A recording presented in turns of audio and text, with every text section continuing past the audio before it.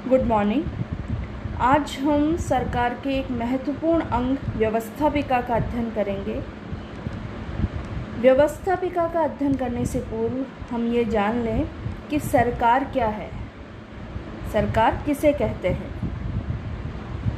राज्य की इच्छाओं की पूर्ति जिस संगठन के द्वारा होती है, राज्य की संप्रभु शक्ति का प्रयोग जिस संगठन के द्वारा या जिस माध्यम के द्वारा किया जाता है, उसे सरकार कहा जाता है।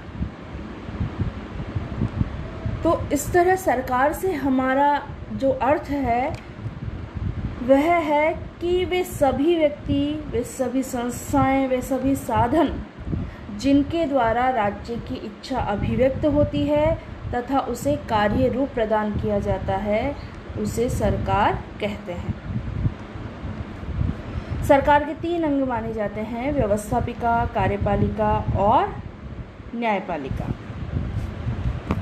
आज हम व्यवस्थापिका के संबंध में अध्ययन करेंगे। सरकार के तीनों ही अंगों द्वारा महत्वपूर्ण कार्य किए जाते हैं, लेकिन इन तीनों अंगों में व्यवस्थापन विभाग सबसे ज़्यादा महत्वपूर्ण है। व्यवस्थापिका ही उन कानूनों का निर्माण करती है जिनके आधार पर कार्यपालिका शासन करती है और न्यायपालिका उनके आधार पर न्याय प्रदान करने का कार्य करती है। इस तरह व्यवस्थापिका कार्यपालिका और न्यायपालिका के कार्य के लिए आधार प्रदान करने का कार्य करती है। इसके साथ ही व्यवस्थापिका या कहें व्यवस्थापन विभाग केवल कानूनों का निर्माण ही नहीं करता, बल्कि प्रशासन की नीतियां भी निश्चित करता है। और संसदीय शासन व्यवस्था में अगर हम देखें तो संसदीय शासन व्यवस्था में तो कार्यपालिका पर प्रत्यक्ष रूप से नियंत्रण भी व्यवस्थापिका के द्वारा रखा जाता है। इसके अलावा संविधान में संशोधन का कार्य भी व्यवस्थापिका के द्वारा किया जाता है और ये कहा जा सकता है कि व्यवस्थापिका सरकार के अन्य 2 अंगों से अधिक महत्वपूर्ण स्थिति रखती है। व्यवस्थापिका के कार्य अगर हम देखें तो सबसे महत्वपूर्ण कार्य जो व्यवस्थापिका का है वो है विधि निर्माण संबंधी कार्य। व्यवस्थापिका का सबसे मुख्य, सबसे महत्वपूर्ण कार्य कानूनों का निर्माण करना है। व्यवस्थापिका विधेयकों का प्रारूप तैयार करती है, फिर उन पर वाद विवाद किया जाता है, फिर उन्हें स्वीकार करके कानून का रूप दिया जाता है।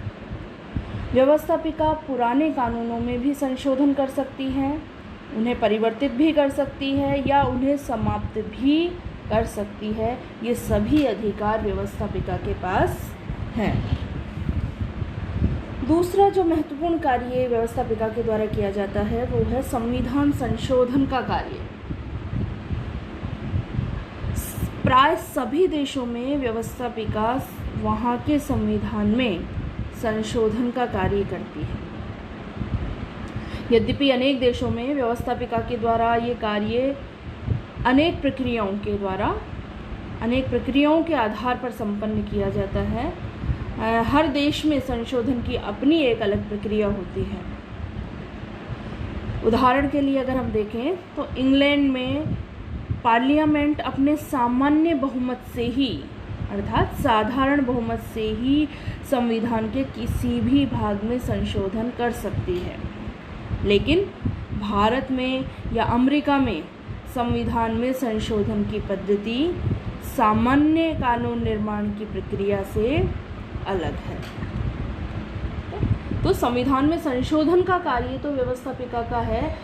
प्रत्येक देश में संशोधन का कार्य व्यवस्थापिका ही संपन्न करती है, लेकिन ये प्रक्रिया जो है ये हर देश में अलग अलग हो सकती है। विमर्शात्मक कार्य।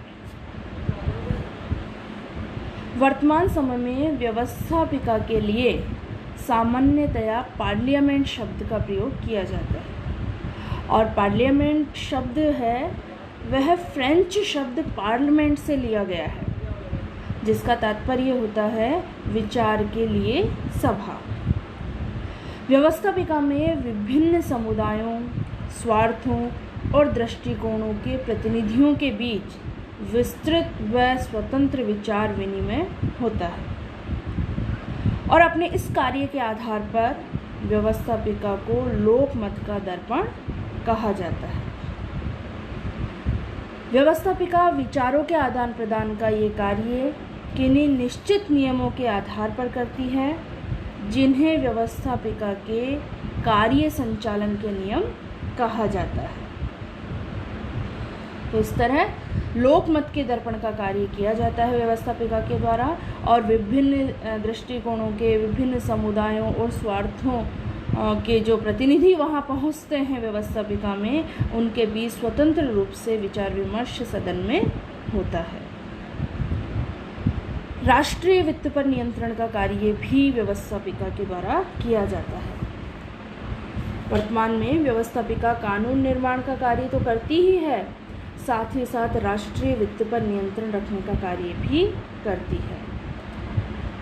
बिना प्रतिनिधित्व के कोई कर नहीं, यह सिद्धांत वित्तीय क्षेत्र में व्यवस्थापिका को सर्वोच्च बना देता है। वास्तव में जनता की जो प्रतिनिधि संस्था है व्यवस्थापिका, उसके द्वारा जनता के धन अर्थात हमारे देश की या किसी भी राष्ट्र की जो वित्त व्यवस्था है उस पर नियंत्रण रखना स्वाभाविक होता है। अपनी इसी शक्ति के कारण व्यवस्थापिका ये निश्चित करती है कि किन साधनों से धन प्राप्त किया जाए और इस धन को किन जनहितकारी कार्यों पर खर्च किया जाए, ये निर्धारित करने, ये निश्चित करने का अधिकार भी व्यवस्थापिका के पास होता है। प्रशासन पर नियंत्रण का कार्य।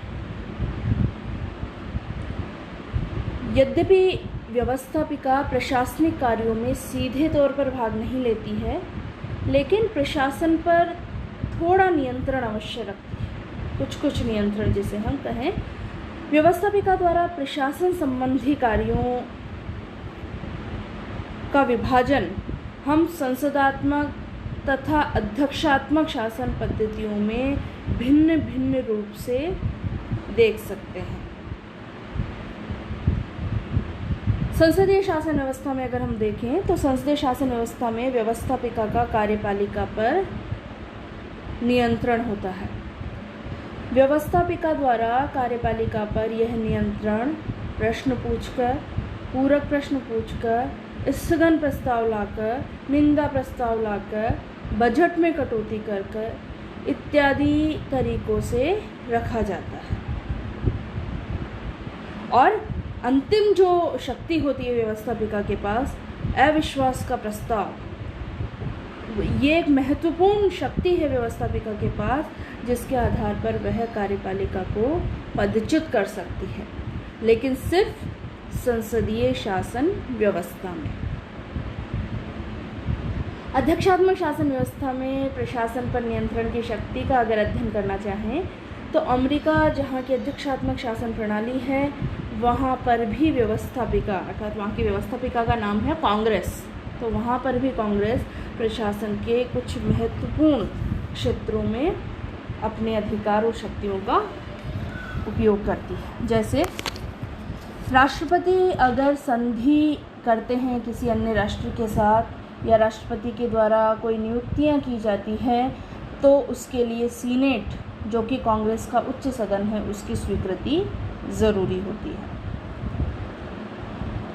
दूसरा, सीनेट के द्वारा जांच समितियों की नियुक्ति करके प्रशासन के विभिन्न विभागों के कार्यों की जांच की जा सकती है।